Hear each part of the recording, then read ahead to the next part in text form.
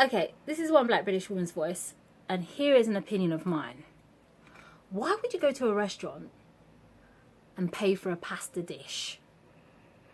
What is that pasta doing for you that a packet of pasta from Tesco's or any other reputable supermarket, I may hasten to add, just in case this comes under some kind of bizarre copyright infringement?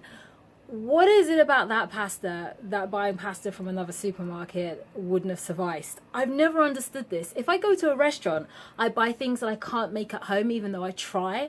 So I really hate this. I love barbecue spare ribs, and I find that there is one particular restaurant that does brilliant barbecue spare ribs, and I can't replicate it. I've tried every shape, form, and ingredient possible, and I cannot replicate it. So if I go out to a restaurant, I'll buy ribs.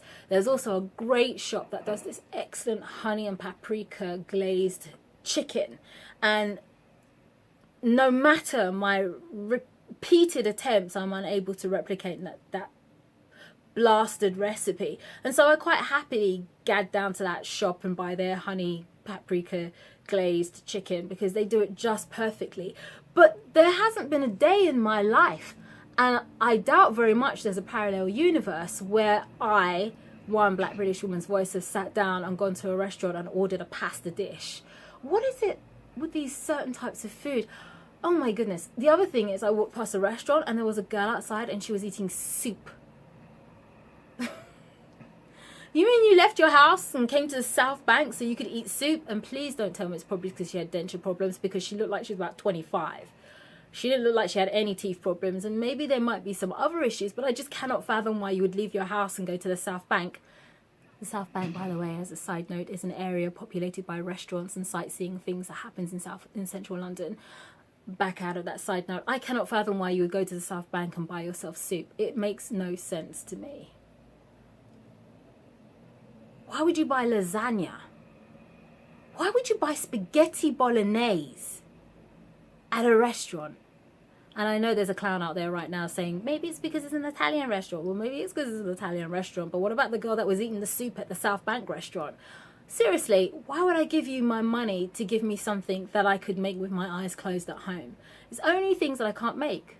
So there's that chicken, the ribs, burgers. I find it really hard to make. Like, I make a mean burger, actually. I make a really good burger. But there is nothing as salivating and delicious as...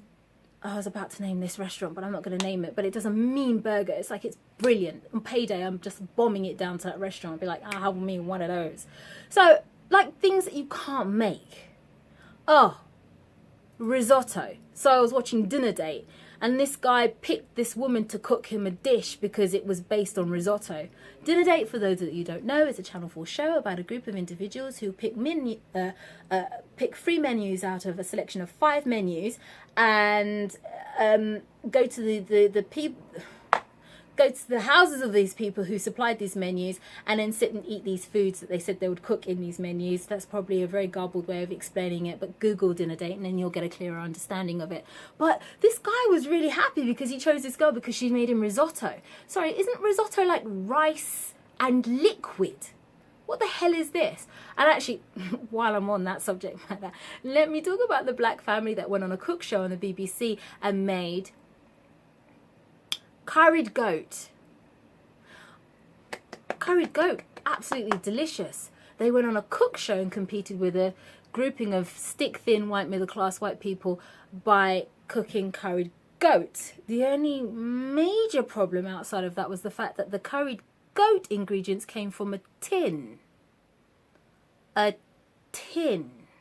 The white family, in the meantime, were cooking up a storm. They were making red currant jus with potatoes, Alphonse, whatever it's called, and quality cuts of meat. I mean, and parsnip biscuits to go with a delicious little cold gazpacho. And the black family came on and made curry goat. Oh, great. No, curry goat's great. It's when they started bringing out the tins of tomatoes and pouring it into the curry goat mixture where my heart broke into 5 different places. And then to top it off at the end, they lost the competition. Naturally, they would. And the host tells them, yeah, do you know, this is delicious, but you used ingredients from a tin. Oh my goodness. Having worked for a broadcasting company for 6 years, I can tell you right now, the moment they recited their menu to the producer, he was laughing at you. You were the comic relief. The moment you said tinned anything, the producer was like, we need to bring him on just so that we can catch some joke. Please, man.